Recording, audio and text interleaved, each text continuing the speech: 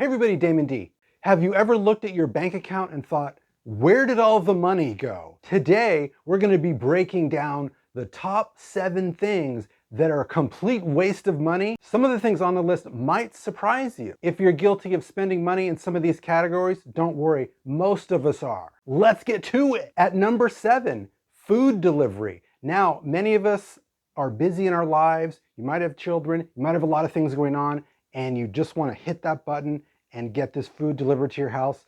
But on average, that burger or the sandwich or Chinese food that you get, the average service fees and delivery fees come out to about $13. So if you're getting that chow mein and it's 20 bucks, it could be $33 once you include all the fees and the tips. So it might be better to order the food and pick it up yourself and invest that 13 bucks. And in a later video, we'll tell you where to invest that 13 bucks. At number 7, food delivery. At number 6, unused memberships such as gym memberships. Now I know everybody the first of the year wants to power up and get strong, and you think, you know what, I'm gonna go to the gym 4 days a week, I'm gonna really get into this thing. And a lot of people after 3 months, typically they'll quit. For example, an unused gym membership could be up to $600 a year, maybe more if it's a high-end gym. So you want to look at that as something, if you're not going to continue, you got to get rid of the membership, do the push-ups in your house, and run around the block instead. At number 6, unused memberships. At number 5, subscriptions. So this is going to be Disney Plus, Hulu, Amazon Prime, Peacock. There was a time when people said, I'm going to cut the cord to cable to save money and go with just having Netflix. And what we've had now is subscription creep with all these platforms.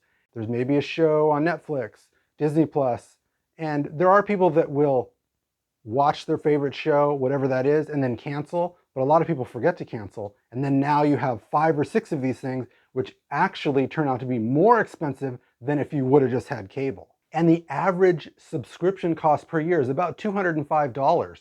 So that's something you want to watch. That's one of the things you want to be very careful of is your favorite entertainment, it's going to cost, but at the same time, is hundreds of dollars worth it? It might not be. At number 5, subscriptions. At number 4, designer clothing. So the average designer t-shirt is about 300 bucks. Designer dresses can run anywhere from $500 to $25,000. I know that sounds like a lot of money. And for all the people out there who love designer shoes, the average designer shoe cost is about 1,100 bucks. So while we need to have comfortable shoes and it's cool to go out and have a nice pair of shoes to wear, you can probably find a nice pair of shoes for 150 bucks or less. So you definitely want to watch the cost of having someone else's brand blazoned across your shirt or your pants or even your tie. And some of the types of clothing that you might wear, most people wouldn't know if you had a pair of jeans that were 50 bucks or 500 for the most part. At number 4, designer clothes. At number 3, extended warranties. Now this can include cars, electronic, appliances. Those are the main categories. And even if you were to say, let's say at your home, you had to get a new water heater. There's already a manufacturer's warranty with it. And the person who installs it may say, oh, there's an extended warranty of 4 years at, $300. Typically with newer devices, you don't need the extended warranty. And especially for cars, cars are pretty well made now that the extended warranty most of the time is a waste of money because the first 50,000 miles, if it's a good car, it's not going to break down. The average warranty for a car can be $150 to $300 per month. So it's usually not worth it to do that. You're just going to ride or die with the car as it is, and it should be fine in most cases. Appliance warranties, typically, these washers and dryers and refrigerators, most of them don't have any issues for 5 years. And by the time it's 5 years is up, maybe you get a new one anyway, 5 to 7 years. Sometimes they'll go 15 years. So extended warranties on appliances, typically, that's a waste of money as well. At number 3, extended warranty. At number 2, impulse online shopping.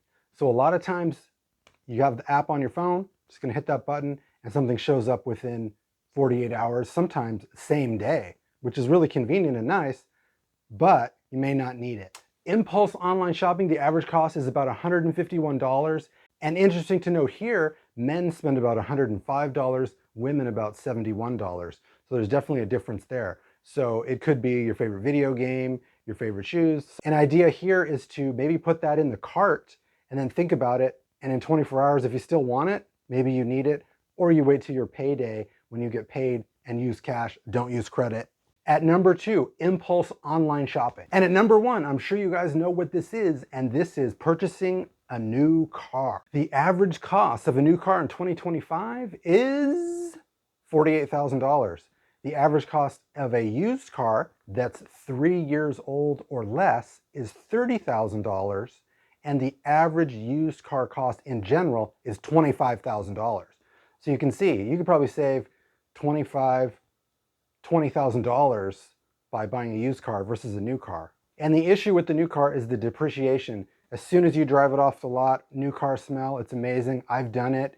It's really great. My car had 1 mile on it and it felt really good.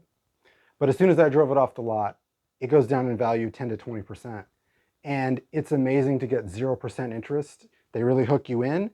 And if you are going to buy a car, what you need to do is negotiate the price of the car versus the payment.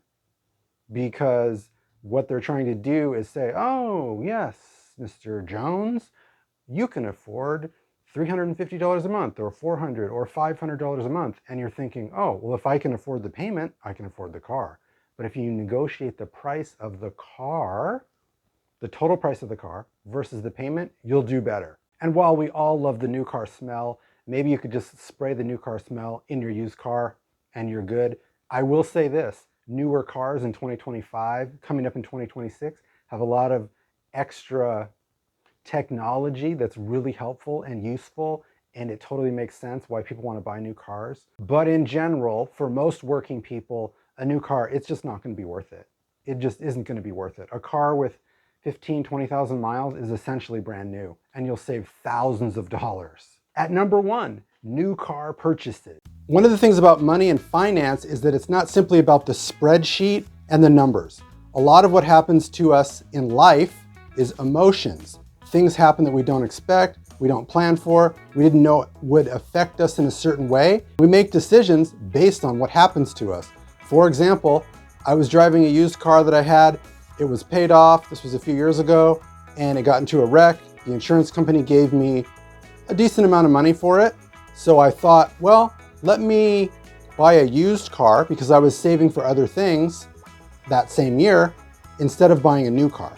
Because I could have just put the money and put it on a new car. So I said, let me get this second used car. I'll drive that for a while, save money, and worry about a new car later. That car actually caught on fire on the freeway. I was driving down the freeway and this guy was waving and pointing. And I was like, why is this guy? I don't know this guy.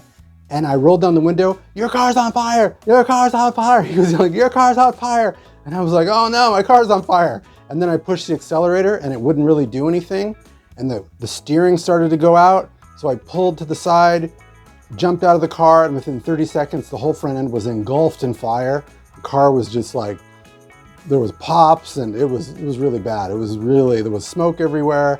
And actually, my brother was driving the opposite way on one of the other freeways going north, and he had seen this car on fire. He didn't know it was me, but when I texted him later that day saying, oh, my car was on fire, and he said, that was your car on fire on the freeway? I was driving down the opposite way. Crazy, what a crazy story. The reason I tell you is what I did after that was I took the money I had and I said, to hell with it. I'm gonna get a brand new car. I'm done with used cars. I've had it. My car caught on fire. I could have died in a fire. I'm gonna get a brand new car. And I did.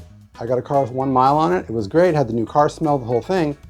But I probably didn't get the best deal because I was very emotional about having one used car wrecked, the next one caught on fire, and I was determined. I'm gonna get a new car and I'm just gonna go to the dealer and I'm gonna, try to negotiate, but I'm gonna just go get a new car. So I didn't really get the best deal I could. I got 0% at the time, which was pretty good, which is fine. But the reason I tell you the story is a lot of times in life, things happen to us and we're emotional. And it wasn't as simple as me looking at my bank account, looking at a spreadsheet, running the numbers. I was very caught up in emotion with this experience of having a car catch on fire and another one was wrecked. And I said, to hell with it. But a lot of times when you do that, you might be spending more money in the long run. And so if there's a way for you to maybe limit some of that emotion, try to take it out of these financial decisions, you might do better. I know that's a crazy story. It really did happen. I didn't make it up. It's wild. So if you liked the video, don't forget to like and subscribe. It really helps the channel. This has been Damon D. Stack smart, stack off.